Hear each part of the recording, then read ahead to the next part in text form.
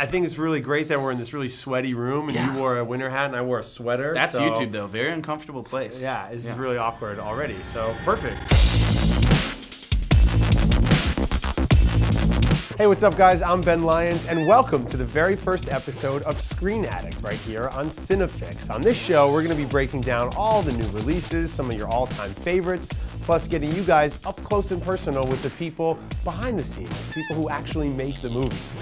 So let's get right into it for movies coming out on November the 9th. Daniel Craig is back for the third time as James Bond in Skyfall, which is one of the most anticipated movies of the year.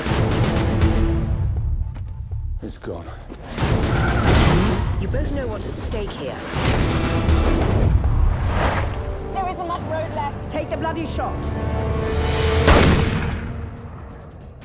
I have to say, out of all of Daniel Craig's turns as Bond, this is probably my favorite of his Bond movies. It's got great villains. Javier Bardem is terrific. He's over the top. He's scary, he's unpredictable, he's got an interesting look to him. And Judi Dench is terrific as M. She has her own storyline. She's really the heart of the movie in a lot of ways. And there's a great backstory in this. So you really get the sense that James Bond is more than just a guy in a slick suit shooting bad guys around the world. He comes across as a real person in this.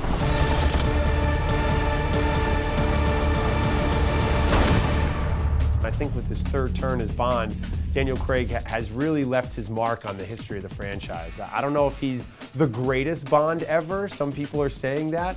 My buddy Devin Faraci, you guys know him from Badass Digest. You can click on it right, I don't know, somewhere around my head right now. But Devin's hanging out with all his friends drinking Bond martinis, and they're talking about who the best Bond of all time is. And we want to hear what you guys think. Do you guys think Daniel Craig is the best Bond ever? Do you guys think Skyfall is the best of the Bond movies? Let us know in the comment section down below. Time now on the show for It's Not Me, It's YouTube, and this is when people who are super famous and awesome from YouTube come on my show to try and get more people to watch my show.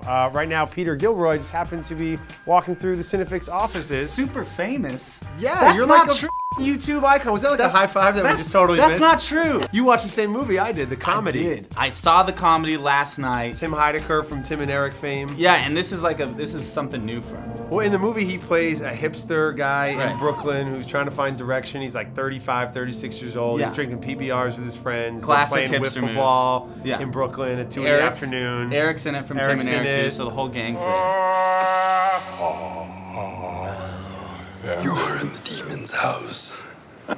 You can tell he's definitely trying to grow as an actor, and as a fan of him, it's really cool to watch, and you know, you're excited for him to take the next step. Right, but you didn't like the movie. But it sucked. No, I was just kidding. No, there were some good parts in there. I felt like there was like a lot of good moments, but it just didn't like. It's kind of like a bunch of Tim walking around Brooklyn music videos. Yeah, it's like it didn't really. There was some cool hipster looking music in the longingly background. outside of the taxi cab. Yeah. If you're a Tim and Eric fan, I think you're still gonna like it. If you don't know Tim and Eric, I think you're gonna hate it. To be honest. Yeah, like, I don't think you will respect it at all. It's definitely one of those movies where it's a love-hate.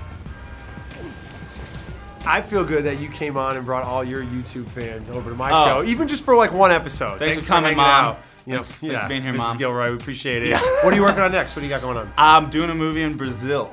Just kidding. No, just kidding. Okay. I'm just kidding. Get the out of here. You're not doing shit. All right, you can click on all his funny stuff on YouTube. He rocks. All right, guys, this is pretty cool. This marks the 20th year that Quentin Tarantino has been making movies. It's amazing, and it makes me feel really old at the same time. But in honor of this, and with Django Unchained coming out this Christmas, you can see Quentin's earlier works, Reservoir Dogs, on December 4th on the big screen. And then on December 6th, you can see Pulp Fiction on the big screen. I remember actually seeing Pulp Fiction in a theater with my mother, and it was really uncomfortable for both of us. You guys gotta go see these Quentin Tarantino classics on the big screen. I know they're staples in everybody's DVD collection, but you know, this is one of the best filmmakers of all time. This is one of the great screenwriters of all time. Both Reservoir Dogs and Pulp Fiction are in theaters nationwide for one day only, so you can click on the description box to find out how to buy tickets near you. This is the first episode of a movie show, so let's talk about Arrested Development, a TV show. Well, there's a movie tie-in. We all know that Arrested Development is going to be a movie eventually, right? So I'm going to run with that excuse because this is my show and it's YouTube and I can do whatever the I want. Arrested Development is coming back for a 4th season. But you can only get it on Netflix, and they're shooting it right now, so we're not gonna be able to see it to the spring of 2013, but the whole internet was going crazy when Mitch Hurwitz, the creator of Arrested Development, said that he was bringing this cult classic back, and the 4th season already has a lot of cool cameos from Conan O'Brien, possibly Charlize is coming back, Andy Richter will be in the mix. It's gonna be really exciting to see Arrested Development now on Netflix. How the show will change, we'll find out in the spring of 2013, but everybody's gearing up to the Arrested Development movie. What other TV shows should they turn into movies? There's been talks maybe of The Wire continuing on as a film. I just made that up. I would love to see that. Luther, keeping it in the Idris Elba family. Luther is a terrific show they should definitely do a movie of. What TV shows should become movies? Let me know in the comment section. A huge first episode of Screen Addict. We talked about the new James Bond film, Skyfall, my favorite of all the Daniel Craig Bond movies. We talked about the latest with Quentin Tarantino, Arrested Development, coming out on Netflix for 10 episodes. Plus, Pete Gilroy dressed up like Zac Efron's old weird uncle and came and reviewed the comedy with us. So a great first episode of Screen Addict.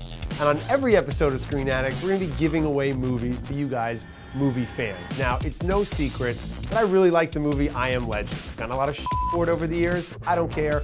That movie's awesome. So, for you guys, I want to give you this ultimate 3-disc collector's edition of I Am Legend. It's got a comic book in here. It's got commentary from director Francis Lawrence, who's doing the next Hunger Games movie. Make sure you comment below your favorite movie that everyone in your life thinks you're crazy for liking.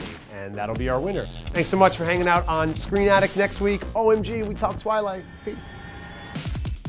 Hit the red carpet at AFI Fest 2012 with IndieWire. Devin Faraci bellies up for a martini with 3 fellow critics to decide which Bond is the greatest. Phil Gower decides to take his love of Twilight to the streets, determined to be first in line. His love of Twilight is twi-hard and will not die. Devin Faraci takes you on a behind-the-scenes tour of Universal Studios and gives you insight into the creation and locations that birthed some of the greatest monster movies of all time. JB Smoove and his buddy Garfield give us the lowdown on the new Robert Zemeckis film Flight, even though they haven't seen it. Wreck-It Ralph's John C. Reilly, Jane Lynch, Jack McBrayer, and director Rich Moore get put through the ringer by Jesse Miller.